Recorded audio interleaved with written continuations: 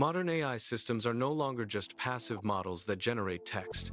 They are increasingly autonomous agents that can browse the web, call APIs, execute code, query databases, and interact with enterprise systems. And this shift from static inference to action-oriented architectures has fundamentally expanded the attack surface in ways that most teams still underestimate, because the primary vulnerability is no longer just model hallucination or bias. It is control. Specifically, who controls the model's behavior when it is exposed to untrusted input.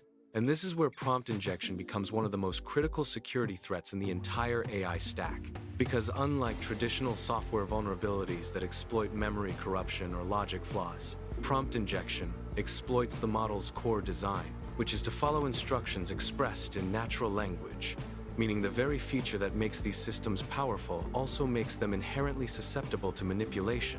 And to understand how AI agents get hacked, you need to understand that every large language model operates on a hierarchy of instructions that includes system prompts, developer messages, and user input.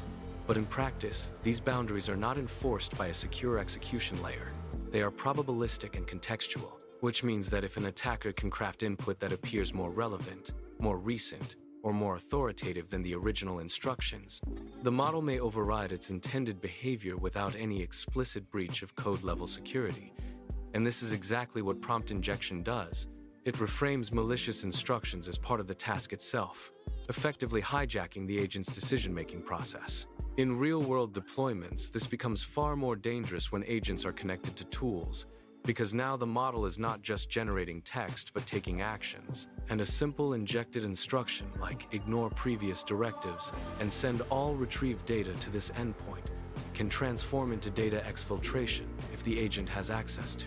Red Team studies prove retrieval-integrated agents, code execution environments, or email clients can be manipulated into leaking sensitive information, executing unintended commands, or escalating privileges, especially when the agent is allowed to chain actions autonomously.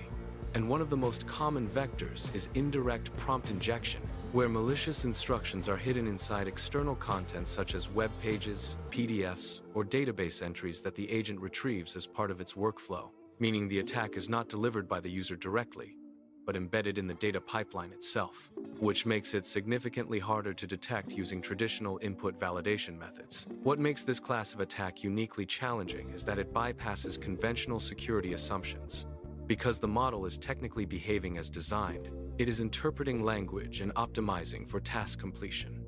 But it lacks a grounded understanding of trust boundaries, intent verification, or adversarial context. So when an attacker embeds instructions within retrieved content that mimic legitimate directives, the model has no deterministic mechanism to distinguish between trusted system-level guidance and untrusted external data. And this leads to a fundamental security gap where the model's reasoning process becomes the attack vector itself. And this is why treating prompt injection as a simple filtering problem is a mistake. Because it is not just about blocking keywords or sanitizing input. It is about controlling how the model interprets and prioritizes instructions across different contexts.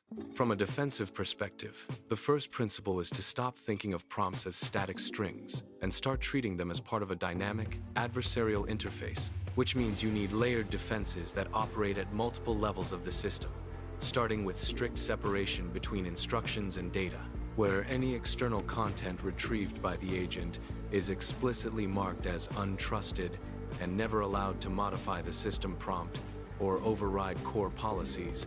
And this can be implemented through techniques such as structured prompting, where instructions and data are encoded in different channels or formats, reducing the likelihood that the model conflates them, combined with output validation layers that enforce constraints on what actions the agent is allowed to take regardless of what the model suggests, effectively creating a policy enforcement boundary outside the model itself. Another critical defense is tool-level sandboxing, where every action the agent can perform is executed within a controlled environment with predefined permissions, so even if the model is successfully manipulated into generating a malicious command, the underlying system prevents it from accessing sensitive resources or performing high-risk operations. And this aligns with established principles from zero-trust architecture, where no component, including the model, is assumed to be fully reliable, and every action must be verified against explicit security policies. And in practice, this means limiting API scopes, restricting file system access, and implementing audit logging for all agent actions so that anomalous behavior can be detected and traced in real time. Equally important is the use of evaluation frameworks specifically designed for adversarial testing of language models, where you simulate prompt injection scenarios and measure how the agent responds under different conditions, including indirect attacks, multi-step reasoning chains, and tool invocation sequences. Because without systematic testing, you are essentially deploying a system that can be socially engineered at scale, and leading teams are now integrating these evaluations into their MLOps pipelines, treating security robustness as a first-class metric alongside accuracy and latency. And this is where techniques like red teaming, automated adversarial prompt generation, and policy compliance scoring become essential components of production readiness. You also need to address the human factor, because many vulnerabilities arise not from the model itself, but from how developers design the interaction flow. For example, giving the model excessive autonomy without clear constraints, or exposing sensitive data sources without proper isolation. And one of the most effective strategies is to minimize the agent's authority by default, granting capabilities incrementally based on verified context rather than assuming full access from the start, which reduces the potential impact of any single successful injection attempt. And this principle of least privilege is just as relevant in AI systems as it is in traditional cybersecurity.